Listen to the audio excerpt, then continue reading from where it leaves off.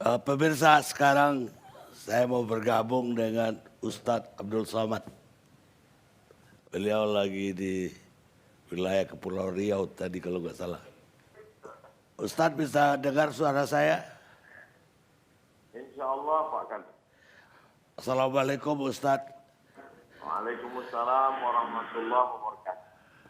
Ustadz pasti sudah mendengar semacam polemik ataupun berbeda pendapat setelah Ketua DPR RI Puan Maharani menyatakan semoga Sumatera Barat menerima Pancasila,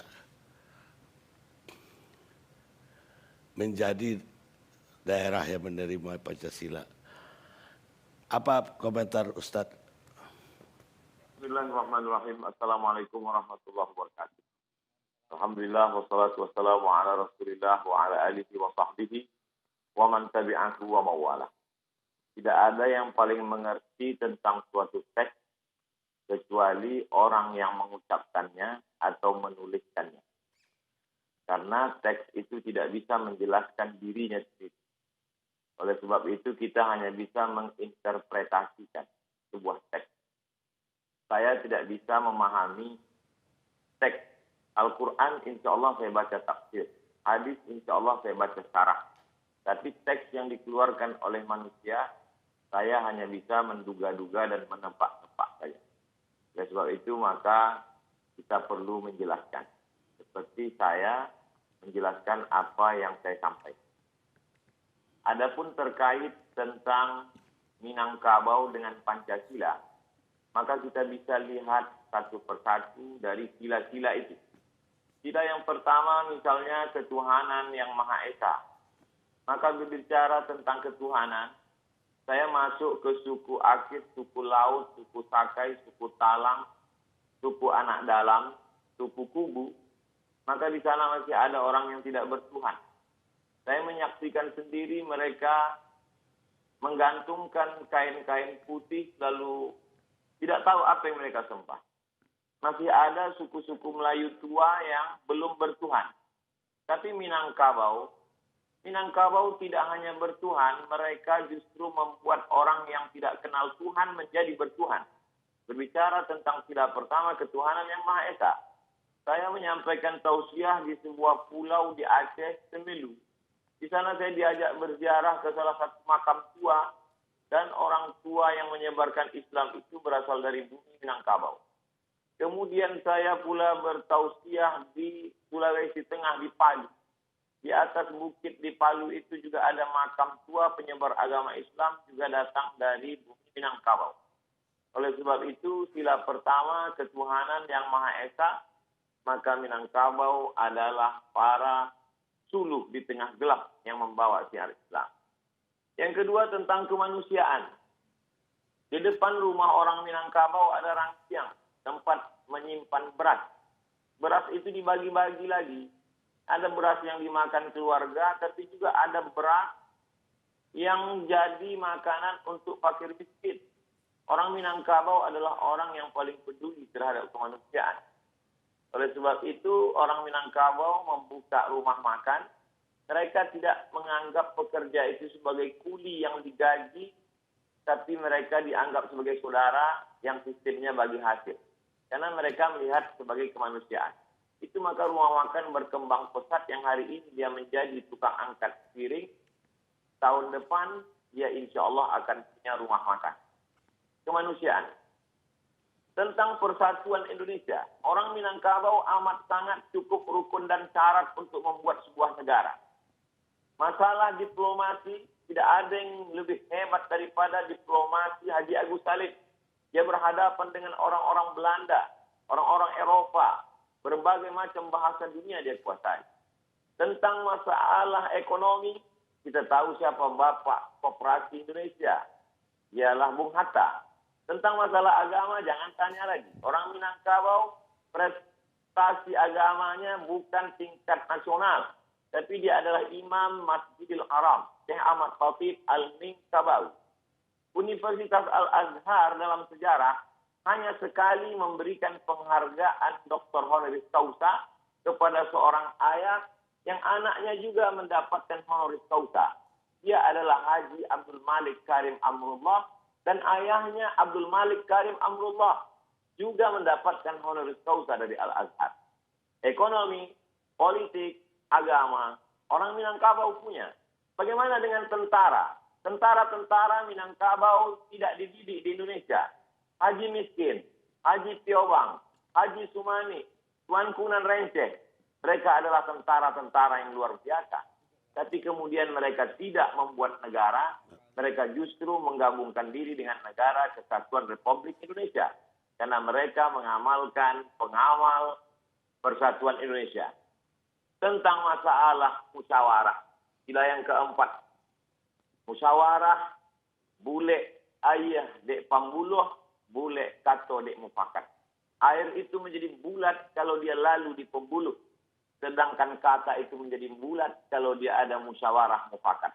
Orang Minangkabau tidak mengambil keputusan sendiri dengan kepalanya sendiri. Dia tahu dia mungkin silap, salah, dan lupa. Orang Minangkabau mengenal filosofi tiga tungku sajarangan. Kalau kita memasak ada 3 tungku di sana. Tungku inilah yang menampung dandang yang begitu besar. Tungku ini juga yang merasakan panasnya api di bawah. 3 tungku sajarangan. Nenek mama, alim ulama, cadia pandai. Orang Minangkabau berkata, duduk sendiri sampai duduk bersama lapang. Duduk sendiri terasa sempit, tapi kalau duduk bersama terasa lapang. Kenapa demikian? Karena mereka lebih mengutamakan musyawarah dan mufakat. Lalu kemudian tentang keadilan sosial. Orang Minangkabau amat sangat adil. Anak didukung, kemanakan dipangsi. Perempuan Minangkabau tidak pernah perlu jauh dari kampung halamannya untuk cari makan. Kenapa demikian? Karena mereka punya nenek mama yang adil.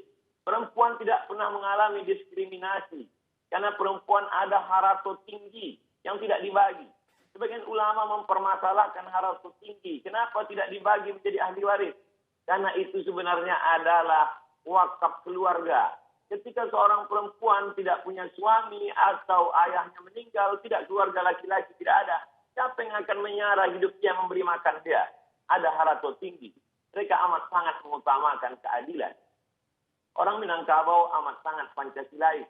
Mana buktinya? Dari mulai Sabang sampai Papua. Pesawat saya mendarat di Sorong. Begitu turun saya di airport, tangan melambai dari jauh. Saya suruh dia mendekat ke mobil saya tanya, ada apa? Ambo urang payakumbuh. Betapa jauh tempat kita memandang, tapi orang Minangkabau sampai juga ke sana.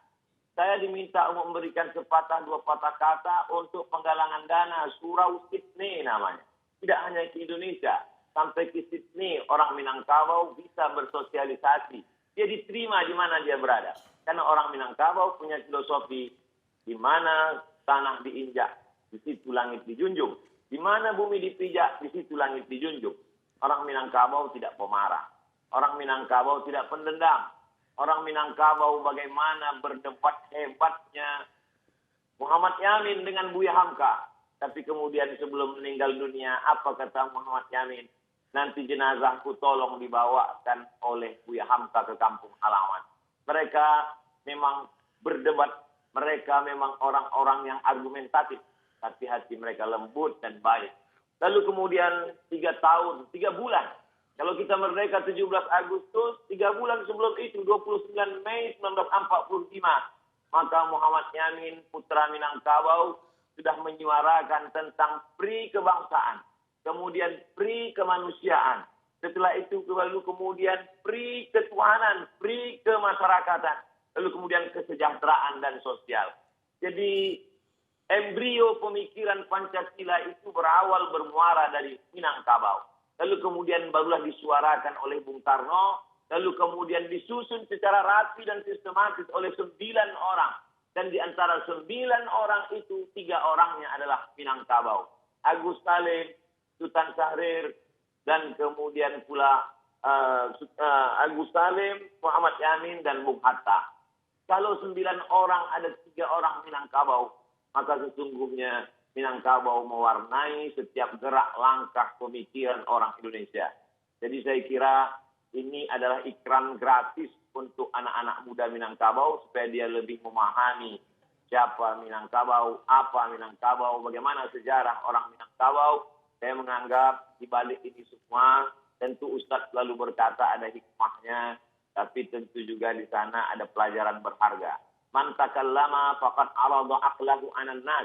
Siapa yang berbicara, sesungguhnya dia sedang mempresentasikan isi kepalanya kepada orang banyak. Siapa yang berbicara, dia sedang menunjukkan isi kepalanya kepada orang banyak. Oleh sebab itu kalau kita tidak terlalu terlatih biasa untuk bicara, lebih baiklah bicara pakai teks, lebih selamat. Karena kita pun memang sudah terbiasa berbicara pakai teks dari dulu sampai sekarang. Saya pun sebelum bicara saya latih-latih dulu, mudah-mudahan tidak terpeleset karena kita manusia biasa, boleh jadi kita terlupa, tersilap, dan tersalah. Saya kira demikian Bang Karti. Terima kasih banyak Ustadz sudah bergabung bersama kami. Pemirsa, intinya dari Ustadz Abdul Somad, orang Minang itu sudah di mana-mana dan Pancasilais. Karena filosofinya, di mana bumi dipijak, di situ langit dijunjung. Di situ pula ranting dipatah. Maksudnya di bumi yang dipijak itu adatnya kita pakai. Karena itulah orang Minang, kalau dia udah lahir di Aceh, dia lama-lama mengatakan dia orang Aceh, bukan orang Minang lagi. Dia lahir di Palembang, dia akan bilang dia orang Palembang. Dia lahir di Ambon, dia akan mengatakan dia orang Ambon. Jadi sebetulnya orang Minang itu adalah orang Indonesia.